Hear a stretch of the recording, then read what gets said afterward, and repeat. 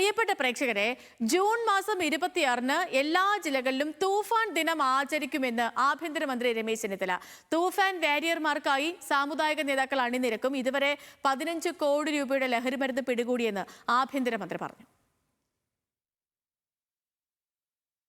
സംസ്ഥയുടെ പരമാധ്യക്ഷൻ ശ്രീ ജിഫ്രി തങ്ങളെ കണ്ട് അദ്ദേഹത്തെ ഞങ്ങൾ തുഫാൻ വാരിയറായി അദ്ദേഹത്തിന് ബാഡ്ജ് നൽകിയിരിക്കുകയാണ്. ഇതുപോലെ പ്രധാനപ്പെട്ട എല്ലാവരെയും തുഫാൻ വാരിയേഴ്സായി മാറ്റുക എന്നുള്ളതാണ് ഞങ്ങളുടെ ലക്ഷ്യം. 26-ാം തീയതി കേരളത്തിലെ 140 നിയോജക മണ്ഡലങ്ങളിലും MLA-മാരുടെ നേതൃത്വത്തിൽ, MP-മാരുടെ നേതൃത്വത്തിൽ ഓരോ വിദ്യാലയങ്ങളിലും ഈ തുഫാന്റെ വൻ പരിപാടി നടക്കുകയാണ്. തുഫാൻ വലിയ തോതിലുള്ള ജനപ്രിയ പദ്ധതിയായി മാറിക്കഴിഞ്ഞിട്ടുണ്ട്.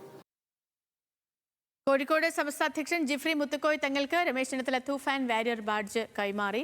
ബെൻസൺ വിവരങ്ങളുമായിട്ടുണ്ട്. ബെൻസൺ, ഇപ്പം ഈ സർക്കാർ വന്നതിന് ശേഷം ആഭ്യന്തരമന്ത്രി രമേശ് ചെന്നിത്തല പ്രഖ്യാപിച്ച പദ്ധതിയാണ് ഓപ്പറേഷൻ തൂഫാൻ.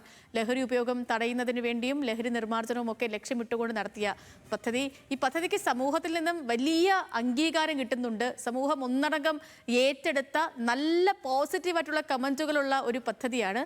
ആ പദ്ധതിക്കാണ് ഒരു തുടർച്ചയെന്നോണം പുതിയ പ്രഖ്യാപനം കൂടി ആഭ്യന്തരമന്ത്രി നടത്തിയത്. എങ്ങനെയാണത്?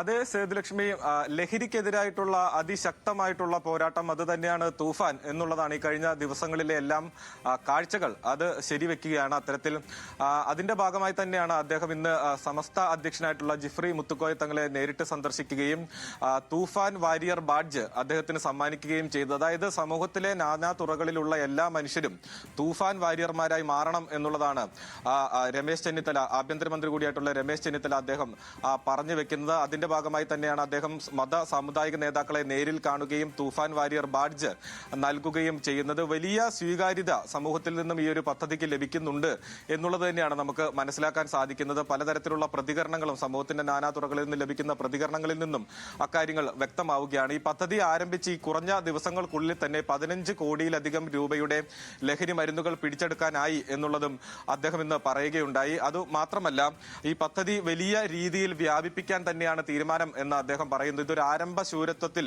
ഒതുങ്ങിപ്പോകുന്ന പദ്ധതിയായി മാറില്ല എന്ന് അദ്ദേഹം പറയുന്നുണ്ട്. അതിന്റെ ഏറ്റവും പ്രധാനപ്പെട്ട കാര്യം എന്ന് പറയുന്നത്, സാധാരണ ഇത്തരത്തിൽ തുടങ്ങുന്ന പദ്ധതികളെല്ലാം തന്നെ ആരംഭിക്കുന്ന ഘട്ടത്തിൽ ഈ ലഹരി മാഫിയ സംഘങ്ങൾ അല്ലെങ്കിൽ ഇവരുടെ ക്യാരിയർമാരായിട്ടുള്ള ആളുകളെല്ലാം തന്നെ ഇത്തരം പദ്ധതികളുടെ തുടക്കകാലത്ത് ഒന്ന് പതുങ്ങിയിരിക്കുകയും പിന്നീട് ഈ പദ്ധതി ഒന്ന് അയയുന്ന ഘട്ടം എത്തുമ്പോൾ വീണ്ടും ഇവർ തലപൊക്കുകയും ചെയ്യുന്ന ഒരു സാഹചര്യം ഉണ്ടാകും. എന്നാൽ ഇത്തവണ അത്തരത്തിലൊന്നും തന്നെ ഉണ്ടാകില്ല.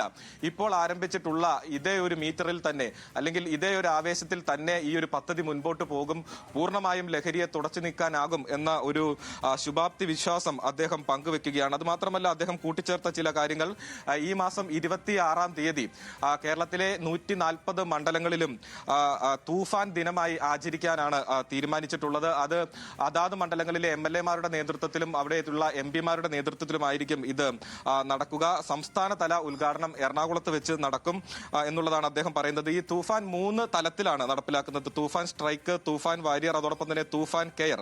തൂഫാൻ സ്ട്രൈക്ക് എന്ന് പറയുന്നത് ഇത്തരത്തിലുള്ള റെയ്ഡുകളും അതോടൊപ്പം തന്നെ പരിശോധനകളെല്ലാം നടത്തി ലഹരി വസ്തുക്കൾ പിടിച്ചെടുക്കുകയും ലഹരി കച്ചവടം നടത്തുന്ന ആളുകളെ പിടിച്ചെടുക്കുകയും ചെയ്യുന്ന പരിപാടിയാണ് തൂഫാൻ സ്ട്രൈക്ക് എന്ന് പറയുന്നത്. തൂഫാൻ വാരിയർ നമ്മൾ നേരത്തെ സൂചിപ്പിച്ചതുപോലെ തന്നെ സമൂഹത്തിലെ നാനാതുറകളിലുള്ള എല്ലാ മനുഷ്യരെയും തൂഫാൻ വാരിയേഴ്സായി മാറ്റുന്നു. അതായത് ലഹരിക്കെതിരെ പോരാടുന്ന മനുഷ്യരായി എല്ലാവരെയും മാറ്റുന്ന ഒരു പ്രക്രിയയാണ് പറയുന്നത്. അതിൽ പ്രത്യേകമായി ബാഡ്ജുകൾ നൽകുന്നു. അങ്ങനെ തൂഫാൻ വാരിയറുടെ ഭാഗമാകുന്ന ആളുകൾക്കെല്ലാം തന്നെ ബാഡ്ജുകൾ നൽകുന്നു, അവരെ ആദരിക്കുകയും ചെയ്യുന്ന ഒരു പദ്ധതിയാണ്. അതുമാത്രമല്ല, തൂഫാൻ കെയർ എന്ന് പറയുന്നത് ഇത്തരത്തിൽ ലഹരിക്ക് അടിമകളായി പോയിട്ടുള്ള ആളുകളെ അവരുടെ പഴയ ജീവിതത്തിലേക്ക് തിരികെ കൊണ്ടുവരുന്നതിനാവശ്യമായിട്ടുള്ള ചികിത്സാ സഹായങ്ങൾ ഉൾപ്പെടെ ചെയ്യുന്നതാണ് തൂഫാൻ കെയർ എന്ന് പറയുന്നത്. അങ്ങനെ ഇത്തരത്തിൽ തൂഫാൻ പദ്ധതിക്ക് വലിയ സ്വീകാര്യത ലഭിക്കുന്നു.